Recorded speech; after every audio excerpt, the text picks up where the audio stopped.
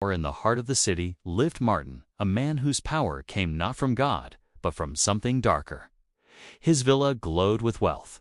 Luxury cars lined his driveway. Crystal chandeliers sparkled above silent servants. But inside, a strange emptiness lingered. Martin sat at breakfast, eyes cold, his silk robe spotless. Across from him, his wife Lena sat quietly. Beautiful, broken, childless. "Still nothing, Lena?" he asked. She flinched. Her womb was gone. Sold to the demons years ago in exchange for a fortune. Outside, his workers watched him pass in silence. Even the dogs avoided his gaze. "It's time again," he whispered. 6 months have passed. At a private airstrip, Martin boarded his jet. Comey, his nervous driver, loaded the bags. "The girl last time, she screamed your name in her sleep," Comey whispered. Martin said nothing. "Only drive." On board, a sealed black box sat beside him. The stewardess nodded. "Everything is prepared." As the jet rose, the lights of the city below flickered out. One by one, in a quiet village, 13-year-old Neela fetched water. Innocent, alone. Her reflection shimmered in the river, then twisted. She saw Martin's face. She screamed. The calabash fell. Back in the village, a luxury SUV arrived. Martin handed the chief an envelope. Heavy. Final Neela was chosen. She never knew why. In the chief's hut, 3 girls knelt. Martin inspected each one. Calm, predatory. He pointed. "That one." The chief laid a hand on her shoulder. Her fate was sealed. At dawn, the car drove away. Neela sat silently beside a woman in dark glasses. As the village faded, a black crow landed on the road, stared, flew off. The forest swallowed them whole. The gates opened.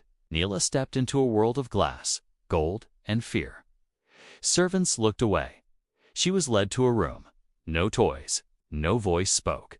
Only silence. Outside her door, Martin smiled. Beneath the villa, red candles flickered. A stone altar. Ritual blades.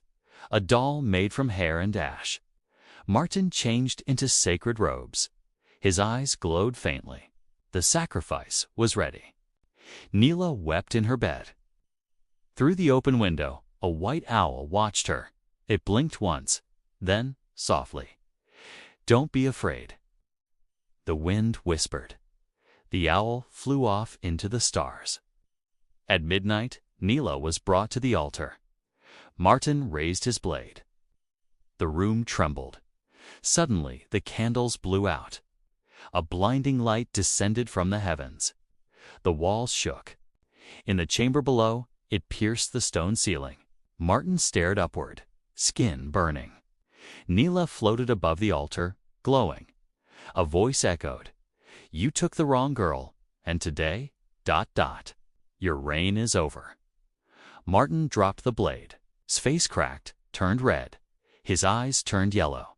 He began to twist. With a scream that wasn't human, Martin's body broke. Scales spread. He burst through the villa, half man, half serpent. His guards fled. Flames rose. He slithered into the forest. 3 days later, they found him. Twisted, half snake, dead on the wall above his body, in ash. Blood for blood. At dawn, a car pulled into the village. Neela stepped out, barefoot, whole. She passed the shrine. The fire lit by itself. Some called her blessed. Some cursed. Years passed. Neela, now a woman, taught girls under the sacred tree. "Your spirit is not a gift to be sold," she told them.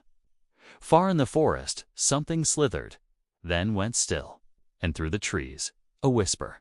The wrong girl was the right curse. Thank you for watching, and follow for more if you like this kind of video.